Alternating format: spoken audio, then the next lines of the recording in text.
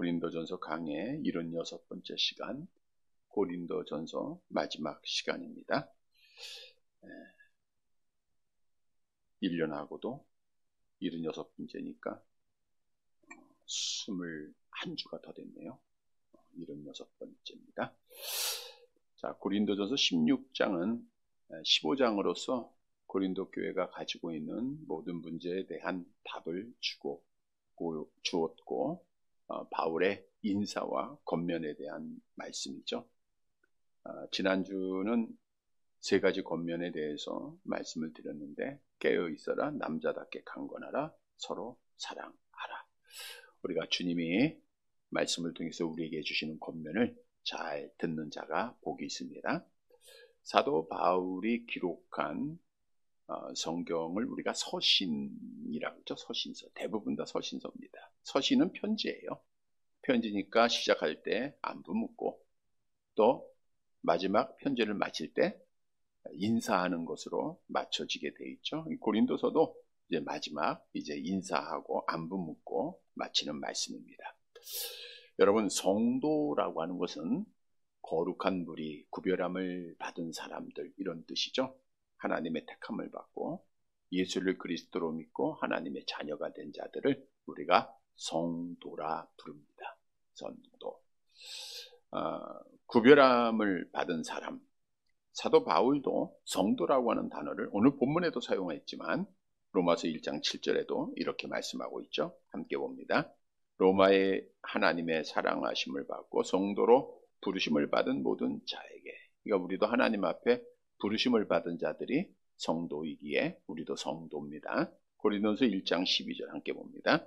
고린도에 있는 하나님의 교회 곧 그리스도 예수 안에서 거룩하여지고 성도라 부르심을 받은 자들. 성도는 통칭이에요. 어떤 직분이기보다는 예수를 믿는 모든 사람을 다 의미하기도 하죠. 그런데 이렇게 무덤에 가보면 이제 비석에 직분이 있는 분들은 직분을 쓰죠. 권사 누구누구, 집사 누구누구. 아무 직분이 없는 사람은 뭐라고 써요? 성도. 근데 사실 성도라고 하면 목사나 장로나 권사도 다 포함되는 거죠. 하나님의 교회들, 예수를 믿는 자들입니다. 오늘 본문의 말씀은 사도 바울이 편지를 마치면서 인사하는 내용으로 성도가 해야 할 일에 대한 교훈을 주고 있습니다. 그래서 성도는 서로 뭘 해야 되는가? 오늘 말씀을 통해서 은혜를 나누기를 원합니다. 첫째로 성도는 서로의 마음을 시원하게 해야 합니다. 본문 15절 말씀을 보도록 할게요. 15절 같이 봅니다. 형제들아, 스데바나의 집은 곧 아가야의 첫 열매요 또 성도 섬기기로 작정한 줄을 너희가 아는지라. 내가 너희를 권하노니.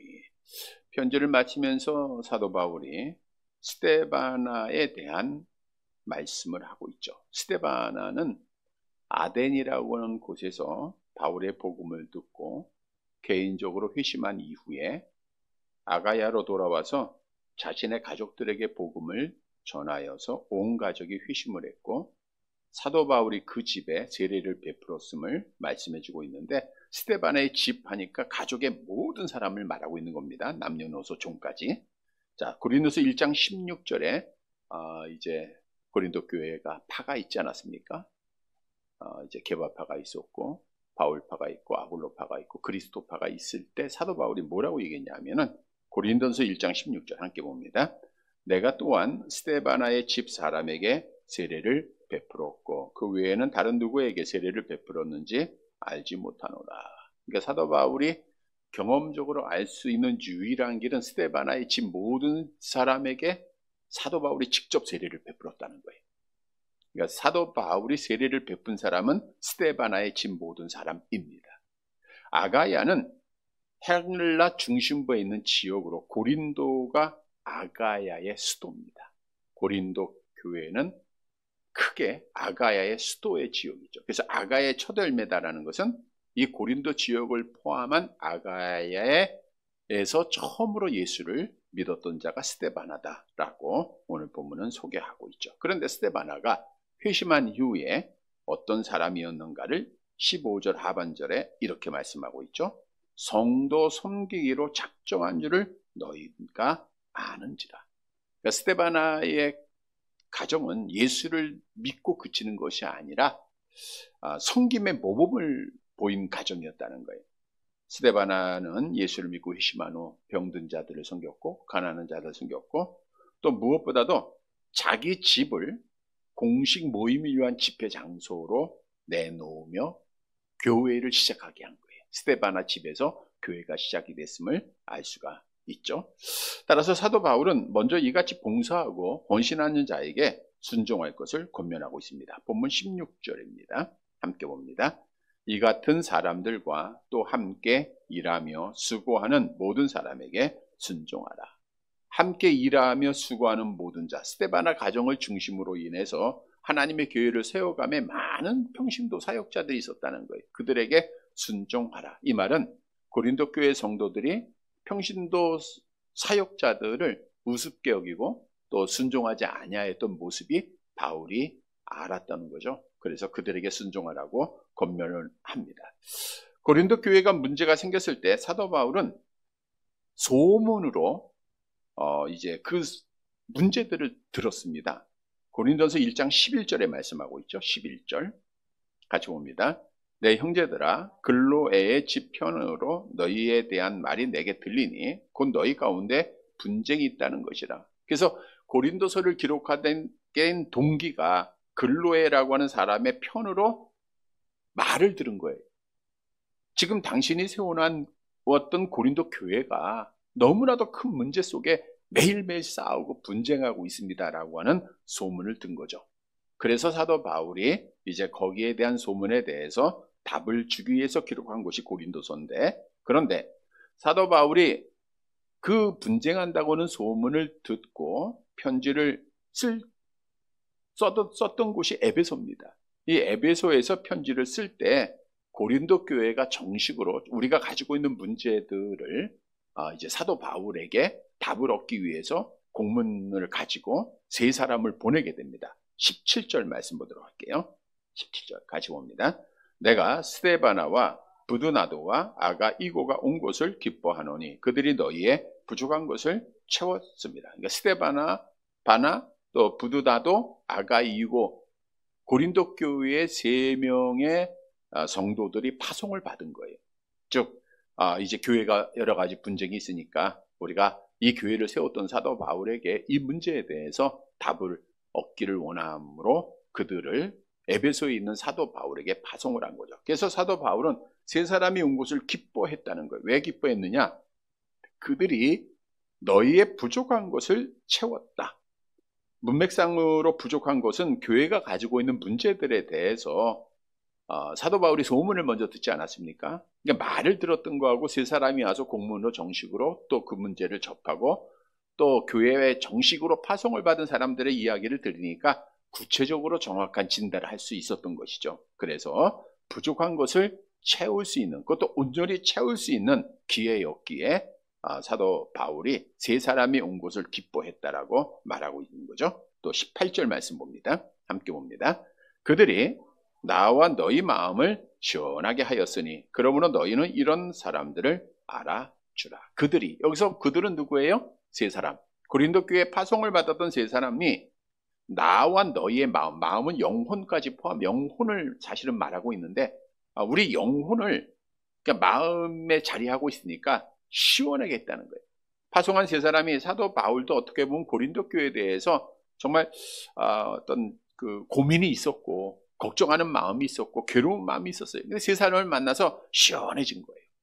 뿐만 아니라 사도 바울의 답을 가지고 이 세 사람이 고린도 교회에 가서 답을 주니까 그들이 가지고 있던 분쟁들, 싸웠던 모든 이유들이 다 사라지잖아요. 해결이 되잖아요. 문제가. 그래서 서로 막 분쟁하고 미워했던 또 걱정했던 그런 감정들을 시원하게 했다는 거예요. 여기서 시원하게 했다라고 하는 그 단어가 어디에 나오냐면 대표적으로 마태복음 11장 28절에 수고하고 무거운 짐진 자들아 다 내게로 오라 내가 너희를 쉬게 하리라 라는 말씀과 같은 단어입니다. 즉 시원하게 했다는 것은 마음에 쉼을 줬다, 평안함을 주었다라고 하는 뜻입니다.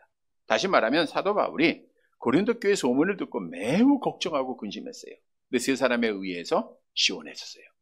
고린도 교회도 서로 문제 속에서 맨날 분쟁하고 다퉜어요. 그러나 저들 세 사람이 그 편지를 가지고 감으로 그들의 마음을 시원하게 해준 거예요. 세 성도, 평신도 사역자들이죠. 이 성도들은 사도 바울의 마음도 시원하게 하고 고린도 교회 성도들도 시원하게 했다는 거예요. 그래서 오늘 말씀을 묵상하면서 우리에게 주는 교훈을 생각해 볼 때 우리 성도는 이런 사람이 되어야 된다는 거예요. 누구에게든지 마음의 시원함을 주는 자가 되어야 돼요. 마음의 평안함을 주는 자가 되어야 됩니다. 그래서 성도가 가는 곳에는 분쟁이 사라져야 돼요. 싸움이 그쳐야 돼요. 미움이 없어져야 돼요. 그게 우리 성도가 해야 할 일이죠. 그래서 예수님께서도 제자들을 보내면서 제일 처음에 집에 들어갈 때 뭐를 빌라 그랬어요? 평안을 빌라. 이렇게 말하고 있잖아요. 그런데 도리어 우리가 성도라고 하면서 예수를 믿는다고 하면서 부담을 주고 또 싸움을 일으키고 괴롭게 하고 힘들게 하면 이거는 성도의 모습이 아니죠. 여러분, 성도는 정말 하나님의 사랑을 받은 자들은 어디를 가든지 평강을 선포해야 되고 평안의 사도가 되고 또 사람의 마음을 시원하게 해줘야 돼요.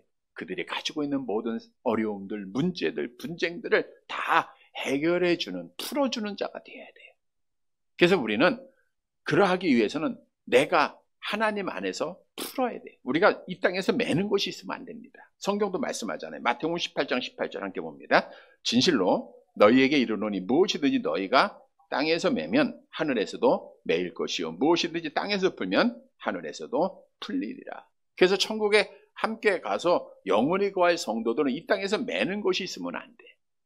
서로에게 시원한 자가 돼야 됩니다. 시원한 자.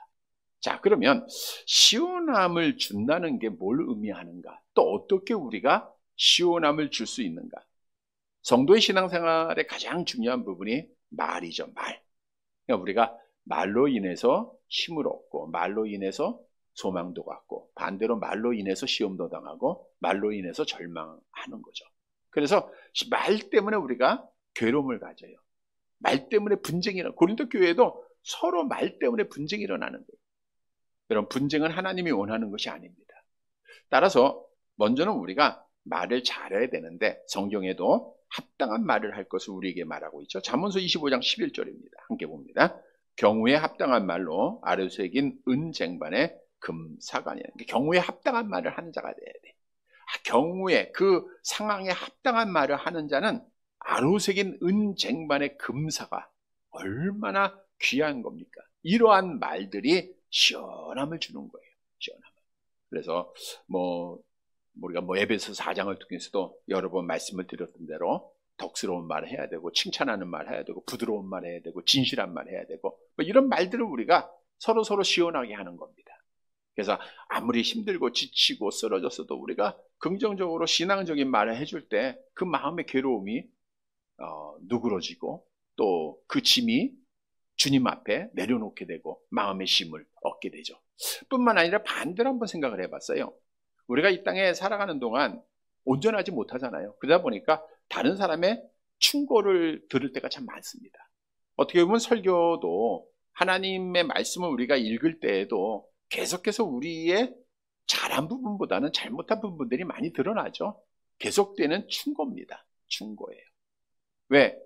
우리는 완전하지 않기에 모난 우리를 이렇게 완전하게 만들어가는 것이 하나님의 말씀이잖아요. 디모데후서 3장 7절 하나님의 말씀은 하나님의 사람으로 온전하게 한다라고 성경은 말씀해주고 있지 않습니까? 그래서 우리가 권면, 특히 이제 하나님의 말씀을 주실 때에 말씀을 통하여 주시는 것을 우리가 받아들이는 자가 돼야 돼. 다시 말하면 하나님의 말씀을 내가 받아들이면 시원해집니다. 잠언서 25장 12절 13절이 답을 하죠. 함께 봅니다. 슬기로운 자의 책망은 청종하는 귀의 금고리와 정금 장식이니라. 충성된 사자는 그를 보낸 이에게 마치 추수하는 날의 얼음 냉수 같아서 능히 그 주인의 마음을 시원하게 하는 자니라. 그래서 냉수같이 주인의 마음을 시원하게 하는 자가 충성된 자고 그 자는 청종하는 말에 순종하는 듣는 자예요. 책망의 말씀을 듣는 자들. 그래서 우리도 하나님의 말씀을 잘 들을 때 충고를 잘 듣는 자가 될 때 이렇게 단단한 벽처럼 튀겨옮겨 나오지 않고 아멘하고 하나님의 말씀을 들을 때 우리 마음의 문제들이 해결되고 시원해지는 거겠죠. 성도 여러분, 성도는 어떻든 시원하게 해야 돼요.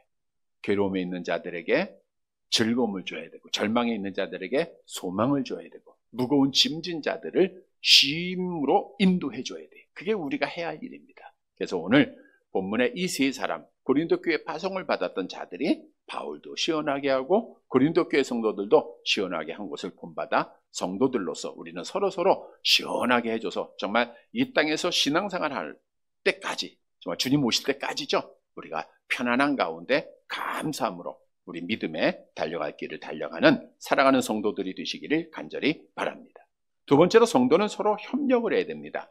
본문 19절 말씀 보도록 할게요. 19절.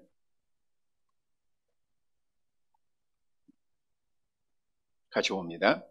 아시아의 교회들이 너희에게 문안하고 아굴라와 브리스가와 그 집에 있는 교회가 주 안에서 너희에게 간절히 문안하고.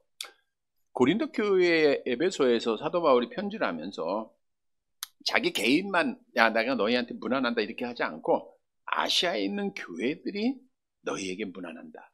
아굴라와 브리스가가 또 그 집에 있는 교회가, 아굴라와 브리스가의 집이 교회였다는 것을 알 수 있겠죠? 그 집이 너희에게 문안한다. 이거는 예수 그리스도 안에서 성도된 자들은 우리끼리만 성도가 아니라 범우주적으로 전 세계에 흩어진 모든 자들이 다 한 몸이라고 하는 사실을 각인시켜 주는 겁니다. 당시에 이제 여기서 말하는 아시아는 로마 행정구역으로 현재 터키 지역에 위치한 나라들을 말하고 있고요. 또 바울이 고린도서를 집필하고 있는 에베소 역시 아시아의 대표적인 장소입니다. 그래서 바울은 바로 에베소에서 머물면서 두라노 소원에서 2년 동안 공개 강연을 통해 복음을 아시아에서 널리 전했어요. 그래서 거기서 에베소에 있으면서 많은 곳에 하나님의 교회를 세우게 되죠. 사도행전 19장 10절에 나와 있는 말씀입니다. 함께 봅니다. 2해 동안 이같이 하니 아시아에 사는 자는 유대인이나 헬라인이나 다 주의 말씀을 듣더라. 그래서 사도 바울을 통해서 아시아에 여러 교회들이 세워지게 되는데, 사도 바울과 동행했던 에브라를 통해서 골로새의 교회를 세워지고 라오디게아 교회가 세워졌고요. 골로새 4장 13절의 말씀이죠. 함께 볼게요. 그가 너희와 라오디게아에 있는 자들과 히에라볼리에 있는 자들을 위하여 많은 수고하는 것을 내가 증언하노라. 여기서 그는 에바브로를 말하고 있는데, 에바브로가 여러 교회를 세웠다는 것. 두기고도 이제 충실한 동역자로 골로새와 에베소에서 또 사도 바울과 함께 동역을 했고, 빌레몬도 이제 아키포라고 하는 곳에서 사도 바울과 동역을 했어요. 자, 사도 바울은 이처럼 여러 아시아의 지역에 있는 교회들의 성도들이 다 한 몸이에요. 그러니까 이들이 다 너희에게 문안한다라고 말하고 있는 거예요. 그리고 오늘 하반절에 말씀한 대로 아굴라와 브리스가의 집에 있는 교회. 그러니까 아굴라는 우리가 잘 아는 대로 소아시아 북부 지역의 본도라고 하는 곳에 출생한 유대인입니다. 그의 아내 브리스길라라고도 하고 브리스가라고 하죠. 브리스길라는 로마 사람이었죠. 그래서 로마에 살고 있다가 글라우디라고 하는 로마 4대 황제가 유대인 추방 명령을 내려요. 그래서 아굴라와 브리스가와 그들이 이제 추방을 당한 때 바울을 만나게 됩니다. 거기서 회심을 하게 되고 사도 바울과 함께 천막을 만들면서 그들이 동역을 했어요. 그리고 이들이 예수를 믿고 로마에서도 가정교회를 세웠고요. 또 그들의 집을 교회로 가는 곳마다 내놓았음을 말씀해 주고 있습니다. 로마서 16장 3절 이하에도 브리스길라와 아굴라가 행하였던 일들에 대해서 이렇게 말씀해 주고 있죠. 같이 봅니다. 너희는 그리스도 예수 안에서 나의 동역자들인 브리스길라와 아굴라에게 문안하라. 그들은 내 목숨을 위하여 자기들의 목까지도 내놓았나니 나뿐 아니라 이방인의 모든 교회도 그들에게 감사하느니라. 또 저의 집에 있는 교회에도 문안하라. 그러니까 아굴라와 브리스가는 항상 자기의 집을 교회로 내놓는 거예요. 그리고 거기서 하나님의 복음을 전하는 이제 전초 기지로 삼았던 것을 성경을 통해서 알 수 있죠. 자, 그러면 왜 사도 바울은 고린도서를 마쳐가면서 아시아에 있는 모든 성도들, 또 아굴라의 집에 있던 모든 교회 성도들이 무난하도록 했는가? 앞에서 언급한 대로 우리는 한 몸이다 라고 하는 것을 강조한 거예요. 우리는 다 하나가 돼야 된다는 거예요. 한 뜻을 이루어야 된다는 거예요. 그래서 오늘 본문에서 우리에게 주는 교훈은 성도는 서로 협력해서 하나가 돼야 돼요. 그래야 하나님의 뜻을 이루는 거예요. 뭉치면 살고 흩어지면 죽는다. 우리 이승만 건국 대통령도 그리스도인으로서 이 말을 했는데 성경적인 말입니다. 여러분, 모든 성도는 성경에 보면 그리스도 안에서 한 몸이다라고 우리에게 말하고 있죠. 우리 로마서 12장 5절 함께 봅니다. 이와 같이 우리 많은 사람이 그리스도 안에서 한 몸이 되어 서로 지체가 되어, 그러니까 서로 지체가 되었기에 사도 바울도 안부를 서로 묻게 한 거예요. 자, 그러면 왜 성도들은 범우주적인 교회로 설명이 되어졌는가? 그것은 우리가 그리스도의 몸을 세우기 위함이다라고 말하고 있어요. 에베소 4장 12절 함께 봅니다. 이는 성도를 온전하게 하여 봉사의 일을 하게 하며 그리스도의 몸을 세우려 함이라. 그래서 우리 성도들은 어디에 있든지 우리는 이곳에서 하나님의 나라를 이루어야 되고요. 또 세계에 흩어져 있는 모든 성도들도 있는 곳에서 하나님의 나라를 이루어 가야 돼. 그게 다 한 몸이라는 거예요. 궁극적으로 우리 모두는 다 마지막 날 하나님의 나라에서 영원한 삶을 함께 누려야 될 자들이에요. 그래서 성도는 하나가 돼야 되고 협력을 해야 됩니다. 작게는 우리가 협력하고 하나가 될 때 범우주적으로 모든 교회가 하나가 되고 협력하는 거예요. 서로 무난하게 되는 거죠. 그래서 우리가 예수를 믿는 자들을 보면 기쁘잖아요. 누가 보더라도 운동선수 하나라도 예수 믿는 사람이면 관심을 더 갖게 되고, 또 어떤 유명한 어떤 연예인일지라도 예수를 믿고 교회를 다닌다 하면 우리가 또 관심, 왜? 한 형제이기 때문에 그래요. 사도 바울도 우리가 한 형제이기 때문에 온 성도들이 너희에게 문안한다라고 말하고 있는 거예요. 우리는 함께 할 자들이기 때문에 그래요. 그래서 함께 할 때, 하나가 될 때 승리가 있어요. 자, 애굽에서 모세가 홀로 이스라엘 백성을 해방시킨 거 아니에요. 아론이라고 하는 협력자가 있었어요. 이스라엘 백성들이 아말렉과 전쟁할 때도 아론과 훌이 도와줬던 내용은 너무나도 잘 알죠. 그래서 우리는 협력해야 돼. 우리 내려가 볼게요. 로마서 8장 28절 같이 봅니다. 우리가 알거니와 하나님을 사랑하는 자, 곧 그 뜻대로 부르심을 입은 자들에게는 모든 것이 합력하여 선을 이루느니라. 그래서 오늘 사도 바울이 아시아에 있는 모든 교회, 사실 고린도 교회 성도들이 한 번도 못 봤잖아요. 그러나 서로 문안을 하는 거예요. 왜? 우리는 하나이기 때문에. 성도는 서로 하나가 돼야 된다라고 하는 교훈을 꼭 기억해서 우리가 나눠지지 말고 하나가 돼야 됩니다. 합력하여 선을 이룸을 믿고 하나 되어서 하나님께 영광 돌리는 우리 성도들이 되시기를 간절히 바랍니다. 세 번째로 성도는 서로 사랑으로 교제를 해야 돼요. 본문 20절 말씀 보도록 합니다. 20절 같이 봅니다. 모든 형제도 너희에게 문안하니 너희는 거룩하게 입맞춤으로 서로 문안하라. 모든 형제, 고린도 교인들을 향한 문안 인사에 어느 한 사람도 빠지지 않고 다 모든 형제가 문안한다라는 거고, 너희도 거룩하게 입맞춤으로 서로 문안하라. 그러니까 성도 안에서의 서로 사랑의 사귐을 가지라 이 뜻인데요. 당시에는 동성, 즉 남자는 남자끼리, 여자는 여자끼리 입맞추는 인사의 관습이 있었던 거예요. 그러니까 이러한 입맞춤은 인간적인 우애나 사랑이나 화합이 아니라 거룩한 입맞춤, 오늘 말씀하고 있죠. 거룩한 입맞춤, 성령을 통해서 이루어진 신령한 것임을 성경은 말씀해주고 있죠. 입맞춤의 목적은 그리스도 안에서 우리는 다 같은 믿음을 소유한 형제들이다라는 것을 확인하는 거예요. 자, 21절입니다. 함께 봅니다. 나 바울은 치필로 너희에게 문안하노니. 아시아 교회들을 비롯한 아굴라와 브리스가의 모든 교회 형제들뿐 아니라 모든 형제들이 문안을 전한 이후에 이제 편지를 마치면서 내가 친필로 너희에게 편지를 썼다라고 말하고 있어요. 사실 사도 바울 서신은 대부분 대필자가 썼습니다. 그러니까 사도 바울이 말하고 이제 받아서 쓰는 대서자가 있었어요. 예를 들어 보면 로마서 16장 22절 볼까요? 이 편지를 기록하는 나 더디오도 주 안에서 너희에게 문안. 그러니까 누가 로마서를 쓴 거예요? 더디오가 쓴 거예요. 근데 누가 쓰게 하니까 사도 바울이 기록하게 한 거예요. 그리고 다른 사람이 기록한 이후에는 사도 바울이 마지막에 이제 자기 이름을 크게 쓰죠.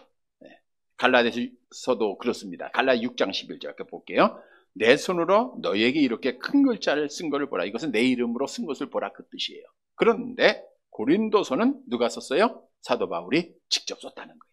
사도 바울이 직접 썼다는 것은 그 편지가 다른 편지보다 더 권위가 있고 진정성이 있다는 것을 고린도 교회 성도들에게 확인시켜주는 것임을 알 수가 있고요. 22절 본문 봅니다. 만일 누구든지 주를 사랑하지 아니하면 저주를 받을지어다. 우리 주여 오시옵소서. 누구든지 주를 사랑하지 아니하면 저주를 받을지어다. 마지막 편지를 하면서, 편지는 보통 다 마지막에 좋은 글만 남지 않습니까? 은혜가 평강이 너에게 있기를 원한다, 축복한다, 뭐 이런 거죠. 근데 저주를 받을지어다라고 하는 말씀으로 내용을, 또 편지를 그가 마지막에 사도 바울이 하고 있다는 거예요. 자, 근데 여기서 중요한 것은 누구든지 주를 사랑하지 아니하면, 그러니까 주를 사랑한다고 할 때는 우리가 하나님에 대한 사랑은 아가파오라는 단어가 사용되어져요. 그런데 이 말씀의 원문은 필레오입니다. 형제간의 사랑을 말하고 있는 거예요. 따라서 본문의 말씀은 너희가 주를 사랑하듯 형제를 사랑하지 아니하면, 그 뜻이에요. 형제를 사랑하지 아니하면 저주를 받을지어다 그랬어요. 성경도 우리가 하나님 사랑한다 하고 형제를 미워하면 거짓말하는 거라 그랬죠. 요한복음 1서 4장 20절 함께 봅니다. 누구든지 하나님을 사랑하노라 하고 형제를 미워하면 이는 거짓말하는 자니 보는 바 그 형제를 사랑하지 아니하는 자는 보지 못하는 바 하나님을 사랑할 수 없느니라. 그러니까 거짓된 믿음이니까 당연히 저주를 받겠죠. 그래서 너희가 정말 하나님을 사랑하냐? 그러면 형제를 사랑해야 된다고 하는 것을 말씀해 주고 있는 거예요. 그리고 마지막 남기는 말씀이 우리 주여 오시옵소서. 이 말이 결국 헬라어로는 마라나타죠. 마지막 요한계시록 22장에 있는 말씀과 같은 단어입니다. 22장 20절 마지막 끝말이죠. 같이 봅니다. 내가 진실로 속히 오리라 하시거늘 아멘. 주 예수여 오시옵소서. 주 예수여 주여 오시옵소서 라고 하는 뜻이죠. 편지의 마지막 축복 문구로 그리고 이제 마칩니다. 23절 함께 봅니다. 주 예수 그리스도의 은혜가 너희와 함께하고, 여기서 은혜라고 하는 것은 아무 공로 없이 주어진 하나님의 선물인데, 그리스도 예수 안에서 주어진 값없는 선물은 당연히 구원의 선물이죠. 그래서 하나님이 너희에게 구원의 선물을 준 것을 계속해서 지켜가기를 원한다라고 말하고 있는 것이고요. 또 24절 마지막 절입니다. 나의 사랑이 그리스도 예수 안에서 너희 무리와 함께 할지어다. 이제 마지막으로 자기의 축복문을 고린도 교회에 기록하면서 편지를 마치고 있습니다. 자, 여기서 우리가 묵상해야 될 말씀은 누구든지 하나님을 사랑하려면 형제를 사랑해야 된다.